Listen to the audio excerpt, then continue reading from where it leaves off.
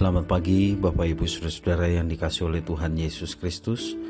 Berjumpa kembali bersama saya Pendeta Eka di dalam renungan firman Tuhan pada hari ini, Rabu 23 Juni 2021. Kiranya sukacita damai sejahtera dari Tuhan terus menyertai kehidupan kita.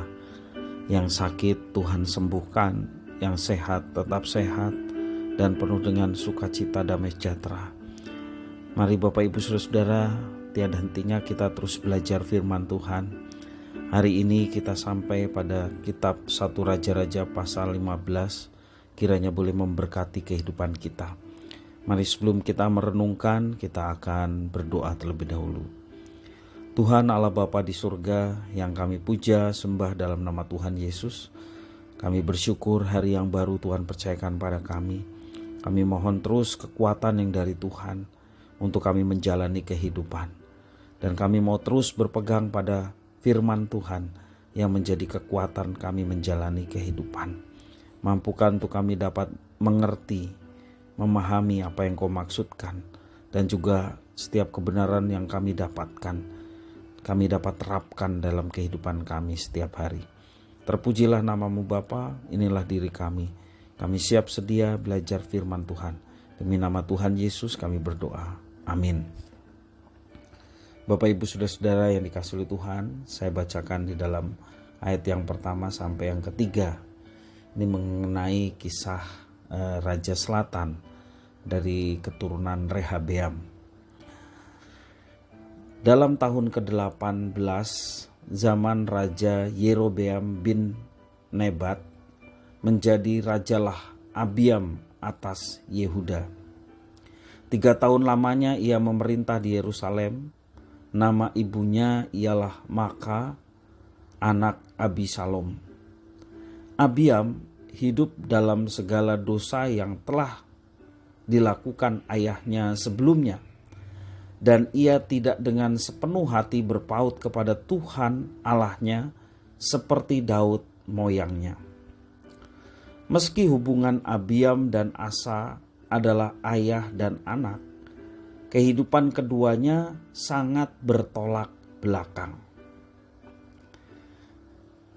Abiam hidup dalam segala dosa yang telah dilakukan ayahnya sebelumnya, yakni Rehabeam, dan ia tidak dengan sepenuh hati berpaut kepada Tuhan Allahnya, patokannya seperti Daud moyangnya. Itu dalam ayat yang ketiga ya. Jadi Daud ini menjadi satu patokan Raja Israel yang diperkenan oleh Tuhan. Ayat 9-13, dalam tahun ke-20 zaman Yerobeam, Raja Israel, Asa menjadi raja atas Yehuda.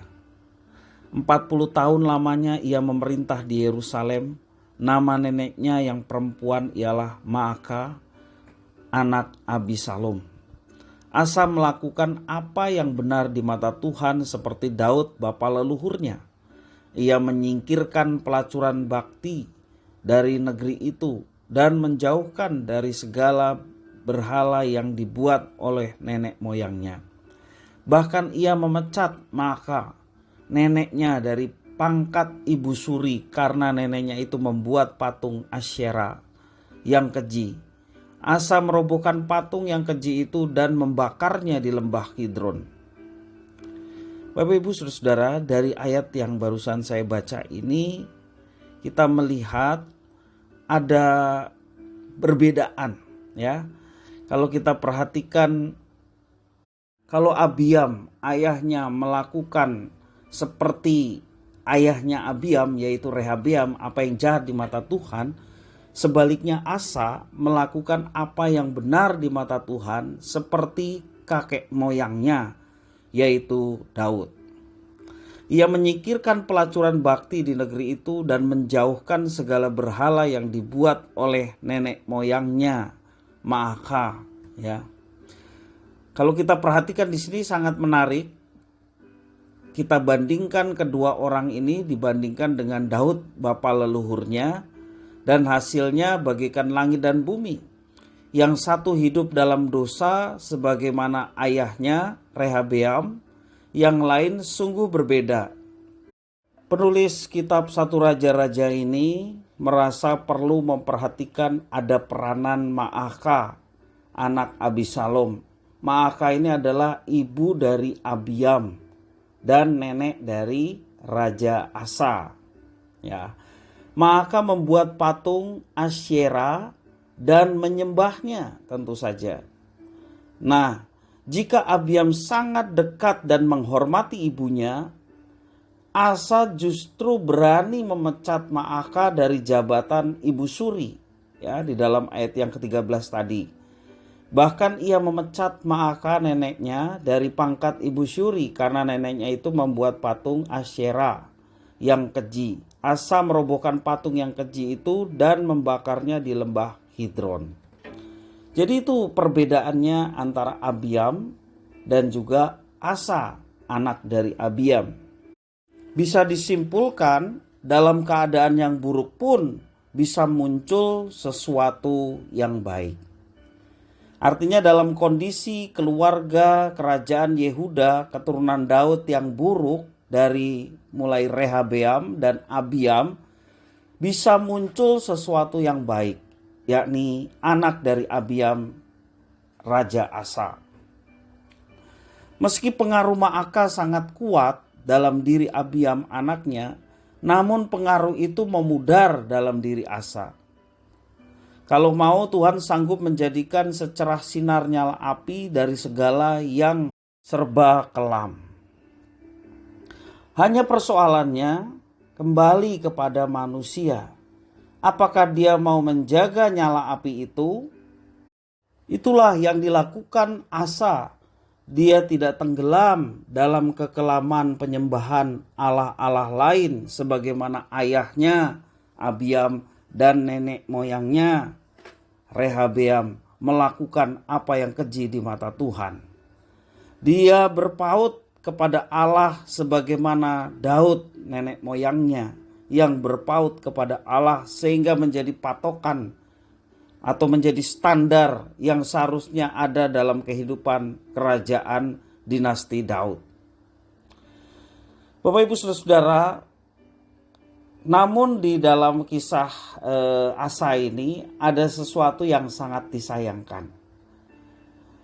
Ketika berperang melawan Baesa, Raja Israel, Asa memohon kepada Ben-Hadad, Raja Aram yang memerangi kerajaan Israel, dengan membawa semacam persembahan atau upeti, yakni emas dan perak yang masih tinggal dalam perbendaharaan rumah Tuhan. Ayat yang ke-19 mengatakan demikian. Ada perjanjian antara aku dan engkau, antara ayahku dan ayahmu. Di sana kukirim kepadamu suatu bingkisan, yakni emas dan perak. Marilah, batalkanlah perjanjianmu dengan Baesa, Raja Israel, supaya ia undur daripadaku. Bapak Ibu Saudara-saudara, Asa memberikan dan mempersembahkan emas dan perak untuk Raja Aram Ben-Hadad. Memang tentara kerajaan Israel pada akhirnya dapat dipukul kalah oleh Ben-Hadad. Tetapi meminta bantuan kepada Ben-Hadad, apalagi dengan memberikan bingkisan berupa emas dan perak yang diambil dari perbendaharaan rumah Tuhan, jelas ini tidak bisa dibenarkan. Bapak Ibu Saudara-saudara yang dikasihi oleh Tuhan, belajar dari Asa, ya. Ternyata Asa di dalam hal ini ia lebih suka mengandalkan manusia ketimbang dia mengandalkan Allah. Sayang sekali, Asa telah melakukan apa yang diperkenan oleh Tuhan, tetapi dalam hal ini dia jatuh. Oleh karena dia tidak mengandalkan Tuhan, tetapi mengandalkan manusia. Terbukti dia minta pertolongan Ben-Hadad. Bahkan dia membawa emas dan perak sebagai ikatan untuk dapat bersahabat dengan Ben-Hadad. Dan pada akhirnya kerajaan Israel pun dapat dipukul mundur. Tapi itu di mata Tuhan adalah kekejian. Nah, Bapak Ibu Saudara-saudara yang dikasihi Tuhan, belajar dari Raja Asa ini. Marilah kita tetap konsisten untuk beriman Artinya beriman adalah mengenal dan mengandalkan Tuhan saja dalam kehidupan kita. Seperti dikatakan firman Tuhan, diberkatilah orang yang mengandalkan Tuhan dan menaruh harapannya pada Tuhan. Kita semua pasti ingin mengalami berkat Tuhan, kebaikan Tuhan. Tentu saja itulah yang diharapkan oleh setiap orang yang hidup di dunia ini. Bapak Ibu Saudara-saudara, kita sungguh diberkati oleh Tuhan. Karena kita bisa mengenal pribadi Tuhan di dalam Yesus Kristus. Ada berkat terbesar yang Tuhan berikan, yaitu jaminan kehidupan yang kekal.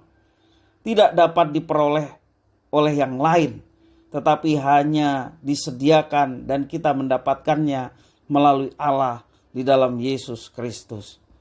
Itulah berkat terbesar. Marilah kita tetap beriman kepadanya. Marilah kita tetap mengandalkan Dia dalam situasi kondisi apapun yang ada di dalam kehidupan kita. Sehingga kita boleh terus mengalami penyertaan Tuhan. Yang tentu saja ketika kita mengandalkan Tuhan dan penyertaan Tuhan itu nyata, mendatangkan kemenangan, mendatangkan kebaikan dalam setiap kehidupan kita. Khususnya di masa pandemi ini, sekali lagi kekuatan kita hanyalah Tuhan. Kita bukanlah siapa-siapa. Kita banyak kelemahan. Setiap orang pada saat ini punya potensi untuk bisa terserang COVID-19. Mari kita tetap menjaga protokol kesehatan. Itu hikmat yang Tuhan berikan pada kita. Dengan menjaga protokol kesehatan, kita terus mengandalkan hidup kita kepada Tuhan. Dia yang memiliki hidup kita. Dia yang menyertai kita. Jangan kita menjadi kecil hati. Lihat kondisi sekarang ini. Tetapi marilah kita tetap mengandalkan Dia. Mujizatnya tetap nyata sampai hari ini. Kekuatan, kuasa dan kasih Allah, itulah yang kita butuhkan untuk kita menjalani kehidupan ini. Sehingga kita boleh mengalami kemenangan demi kemenangan. Biarlah firman Tuhan ini boleh menjadi berkat bagi kita sekalian. Amin. Mari kita berdoa. Tuhan Allah Bapa di surga, yang kami puja sembah dalam nama Tuhan Yesus. Terima kasih atas firman-Mu yang mengajarkan kepada kami untuk mengandalkan Tuhan dalam situasi kondisi apapun. Biarlah Tuhan memampukan kami untuk tetap berpegang pada apa yang telah Tuhan janjikan. Sehingga hidup kami tidak terpengaruh dengan situasi kondisi apapun. Juga di masa mencekam COVID-19 yang masih melanda bangsa kami dan kami ada di dalamnya. Tuhan, biarlah Tuhan memberkati supaya kami senantiasa terus mengandalkan Tuhan. Kami yang penuh dengan kelemahan mendapatkan kekuatan baru setiap hari oleh karena Tuhan yang menopang, menyertai dan memberkati. Terima kasih Tuhan atas firman-Mu. Mampukan kami untuk kami dapat menerapkannya dalam hidup kami. Terpujilah nama-Mu Bapa, demi nama Tuhan Yesus kami berdoa. Haleluya. Amin.